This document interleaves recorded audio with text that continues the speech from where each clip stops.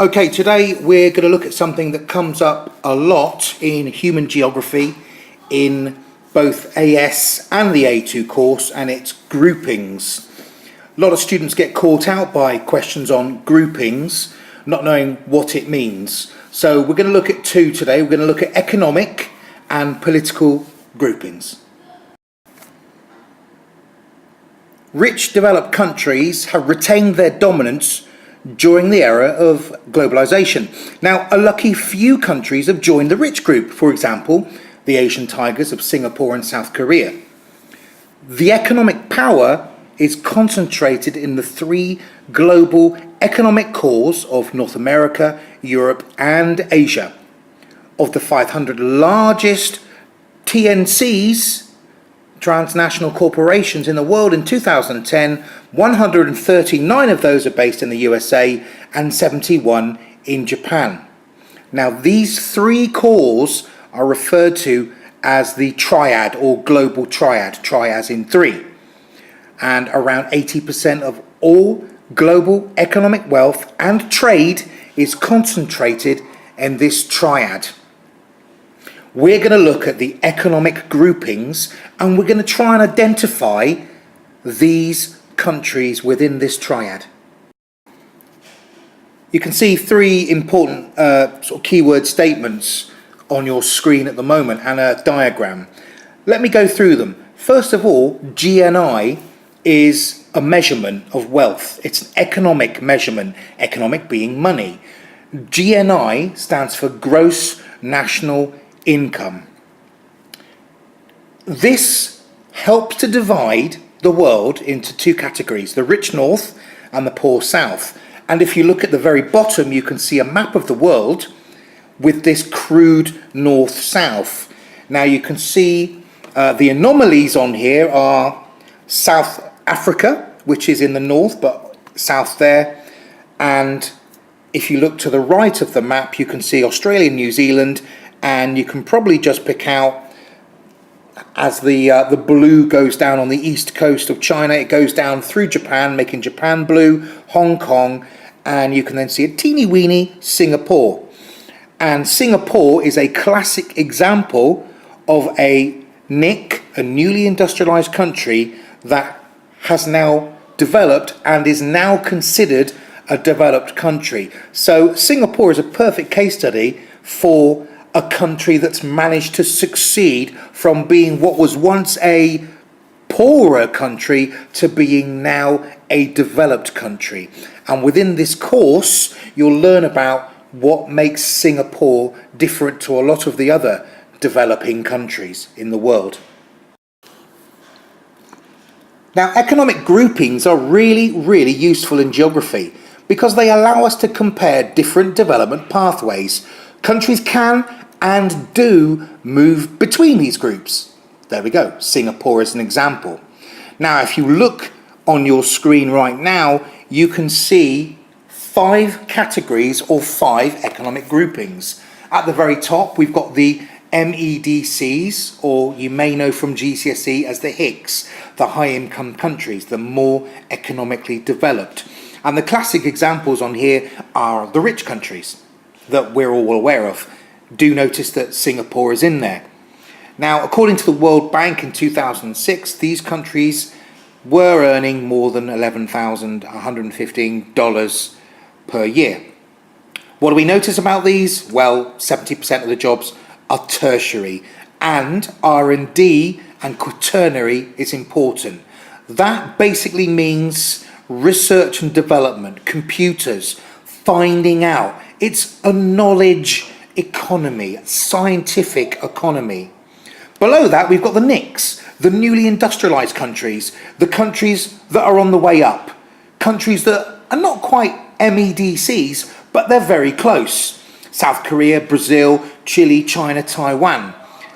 The salary's more here, but there are a few more secondary and manufacturing jobs. It's nearly an MEDC, but the characteristic of the economic structure is that the jobs here are making. Okay, you look at a t-shirt or something made in China, made in South Korea, made in Taiwan. This is all about making things. Below that, we've got the RICS, or recently industrialized countries: Thailand, Indonesia, Tunisia, and Africa. A lot lower salary, but it's almost pulling itself out of the dust to develop to become a NIC.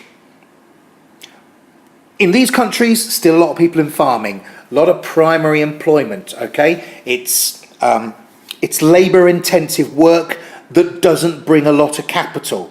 Whereas if you consider the MEDCs, lots and lots of computer technology, one person can make lots of money. Whereas in a RIC, you've got lots of people working in fields making smaller amounts of money. And then below that, we've got the LEDCs, such as Egypt and Peru, where a lot more of the jobs are primary and farming, and development is very slow. And at the very bottom, the unfortunate ones, such as Malawi, Bangladesh, and Haiti, the LDCs, the least developed. Don't get LEDC and LDC mixed up. LDC are the least, and it is predominantly agriculture, and it's subsistent agriculture, and that means farming is basically to feed themselves, not necessarily a cash crop to sell and make money. So these are the economic groupings we need to be aware of. Here's some data for 2013 showing GNI per capita. Okay, PPP in there. You should know what that means, but that just post-parity purchase. It means it's taking money for what it means in that country and comparing it to other countries. For example, you could go to Malawi and buy a banana. But if you were to buy that banana in North America, it would be a lot more expensive. So it's giving a parity that compare the value of goods between a rich country, a middle income country, and a poorer country. You can see here the colours that we've obviously got our high income countries, the majority in the north, the economic north, and you can see the low income countries are predominantly Africa, sub-Saharan Africa.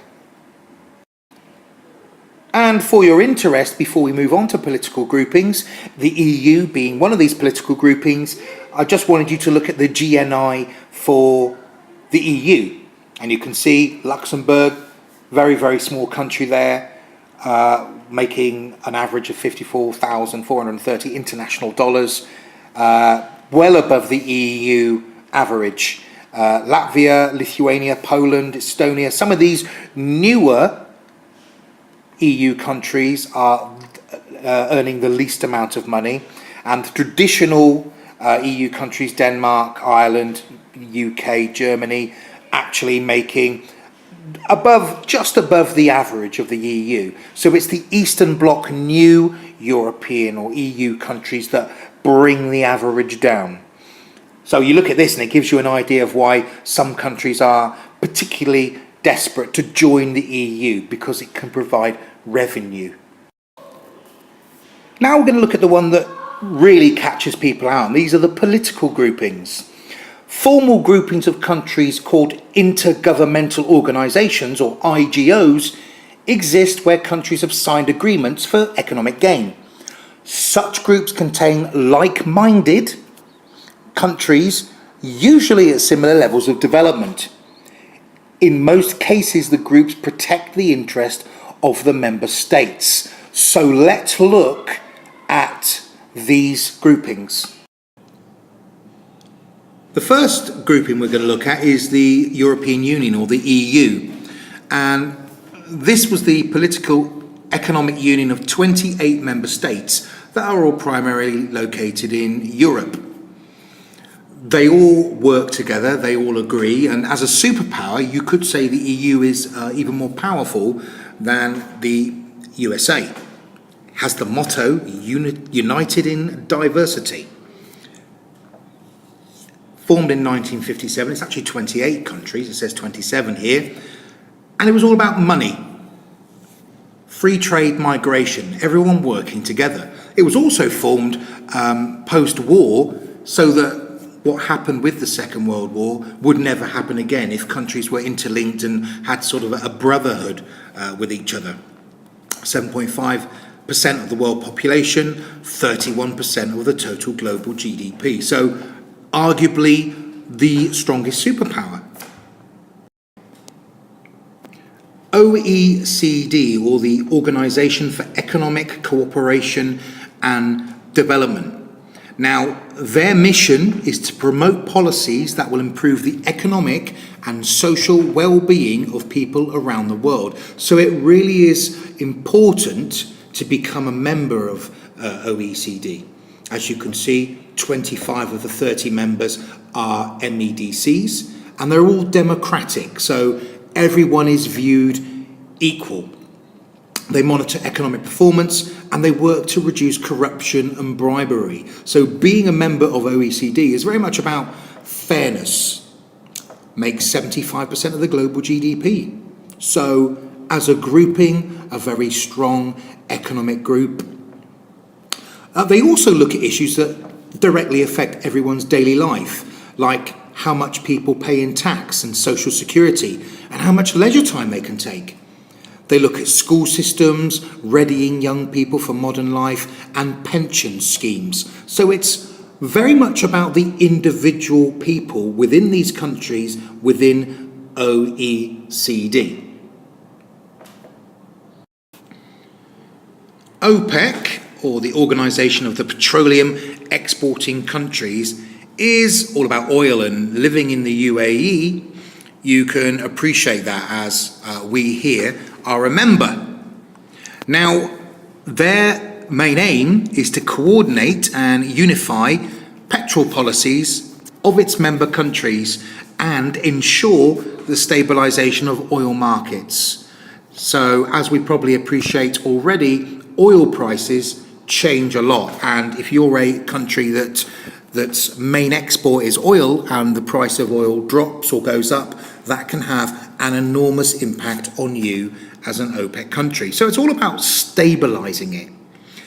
Now, the member countries of OPEC are Algeria, Angola, Ecuador, Iran, Iraq, Kuwait, Libya, Nigeria, Qatar, Saudi Arabia, United Arab Emirates, and Venezuela.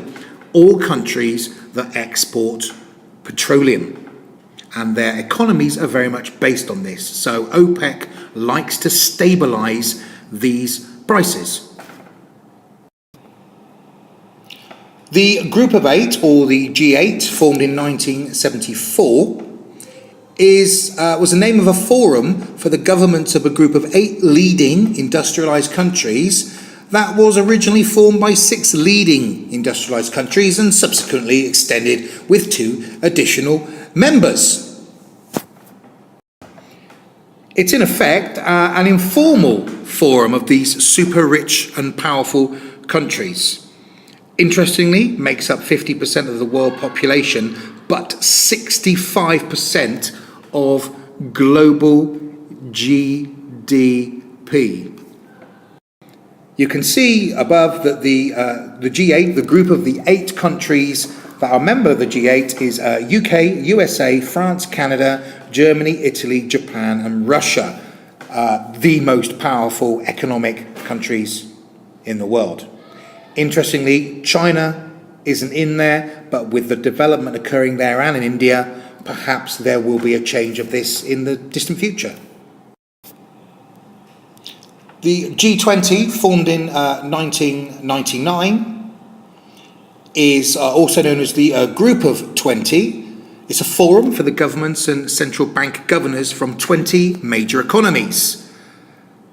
The members that you can find on any map include 19 individual countries: Argentina, Australia, Brazil, Canada, China, France, Germany, India, Indonesia, Italy, Japan, Republic of Korea, Mexico, Russian Federation, Saudi Arabia, South Africa, Turkey, United Kingdom, United States, and the EU. And the EU is represented by the European Commission and by the ECB. And these guys make up 85% of global GDP. Okay, last but not least is the Group of 77, or the G77, formed in 1964. The group of 77 at the United Nations is a loose coalition of developing nations designed to promote its members' collective economic interests and create an enhanced joint negotiating capacity in the United Nations. So these are poorer countries that are working together to try to improve.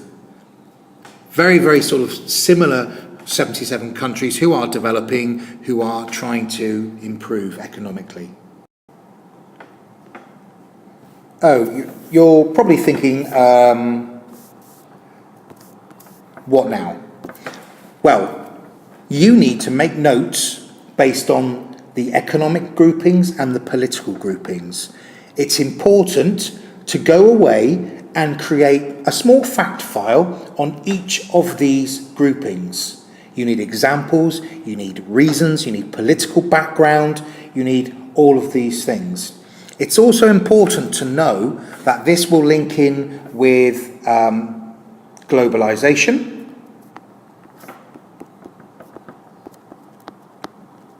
and development. This topic can come in anywhere. So you need to make notes on all of them, everything you've heard today, revise it, and then we're going to look at a few things around this in the lesson. Thanks for listening.